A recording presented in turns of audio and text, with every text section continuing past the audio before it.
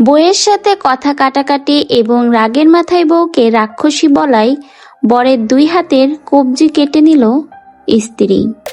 এই ঘটনায় কোনোভাবেই আর সেই স্বামী তার সেই স্ত্রীর সাথে থাকবে না। এই রকম রাক্ষসী স্ত্রীর সাথে কোনো স্বামী থাকতে চায় না। দুঃখজনক ও হৃদয় বিদারক এই ঘটনাটা ঘটেছে জামালপুরের কেশবপুর গ্রামে। স্বামী জানায় এই রকমের ডাইনি বউকে সে আর তার সংসারে কোনোভাবেই রাখবে না। এই বউয়ের হাতের ভাত সে আর খেতে চায় না।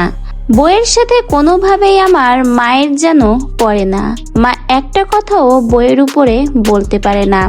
বউয়ের উপরে কথা বললেই মায়ের দিকে তেড়ে আসে। কোনোভাবেই এই ডাইনি বউকে নিয়ে আর সংসার করা যায় না। ছেলেটির মা জানায় এই রকমের বউ আমি আর কোথাও দেখিনি। রাগের মাথায় যে আমার ছেলের হাতের কবজি কেটে ফেলবে এটা আমি কখনোই বুঝতে পারিনি। সামান্য ঝগড়াঝাটি মায়ের সাথে কোনোভাবেই বউয়ের যেন বনে না।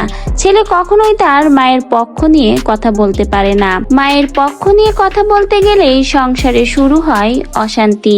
সে অশান্তির জেরে ছেলে সবসময় চুপ করে থাকে, কিন্তু এক পর্যায়ে মুখ খোলায় আজকে তার 2 হাতের কবজি কেটে নিল রাক্ষসী বউ। এই বউয়ের সাথে কোনোভাবেই সেই ছেলে আর সংসার করবে না।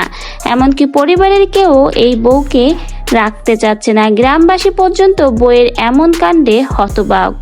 সবাই বউয়ের উপরে তেড়ে উঠেছে। গ্রামেও সেই মেয়েকে কেউই রাখতে চায় না। তো ভিউয়ার্স, এমন বউয়ের সাথে কি আসলেই সংসার করা যায়? সামান্য রাগের জন্য যে তার নিজের স্বামীর হাতের কবজি কেটে ফেলতে পারে, সে আসলে কতটা সাংঘাতিক। বিস্তারিত ঘটনা শুনে আপনার কি মন্তব্য? এই ধরনের বউয়ের কি করা উচিত? অবশ্যই আপনার মূল্যবান মন্তব্য কমেন্টে জানিয়ে যাবেন। নতুন ভিডিওর আপডেট পেতে আমার চ্যানেলটিকে সাবস্ক্রাইব করে পাশে থাকবেন। ভিডিওটা বেশি বেশি করে লাইক, কমেন্ট ও শেয়ার করে দিবেন। ভিডিওটা দেখার জন্য সবাইকে জানাই অসংখ্য ধন্যবাদ।